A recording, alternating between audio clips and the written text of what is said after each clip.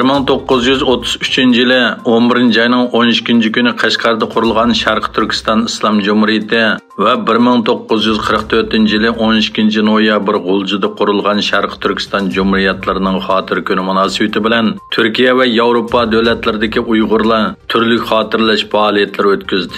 Xalqaro Sharq Turkiston tashkilotlar birligi Istanbulda uyushtirgan xotirlash faoliyatiga minglagan kishi qatnashdi.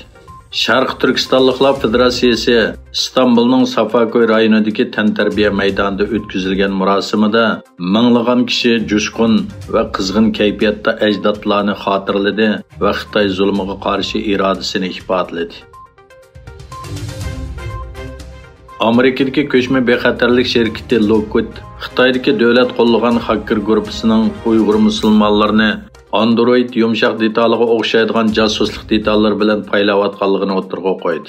Bu shirkatning dokumentida Bazar deb ataladigan jasuslik detalining uchur, namoz vaqti yoki lug'at detali qatorliq o'xshamagan Android guruhiga qistirilganligi o'tirg'a qo'yilgan. Mazkur shirkat dokumentida jasuslik yumshoq detali ishlatadigan hakkerlar guruhining ismini oshkorlamagan.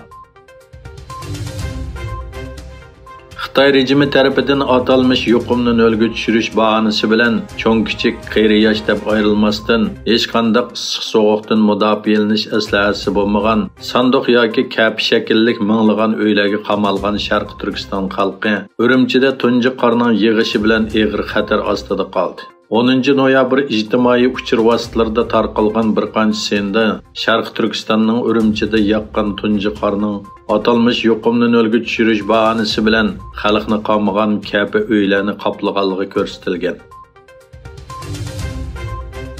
Xitoy bosh ministri Li Keqiang Kambodjada o'tkazilgan Sharq-Janubiy Osiyo ellari ittifoqi ASEAN boshliqlar yig'inida rayon iqtisodining bir gavdalashishini ilgari surishni talab qildi.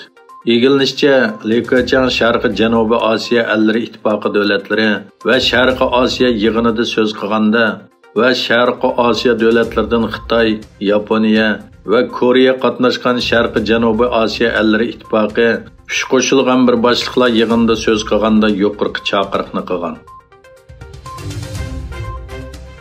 Türk Davlatlari Tashkiloti Davlat va hukumat boshliqlari kengashining 9-qitimliq boshliqlar yig'inida Samarqand xitobnomasi e'lon qilindi.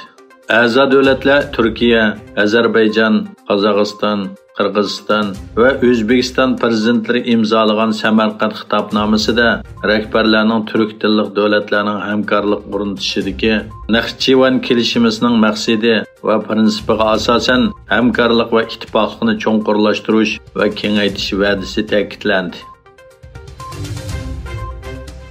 Rossiya Davlat Mudofaa Ministrligi Rossiya askarlarining Xerson shahridan butunlay chekinib chiqqanligini e'lon qildi.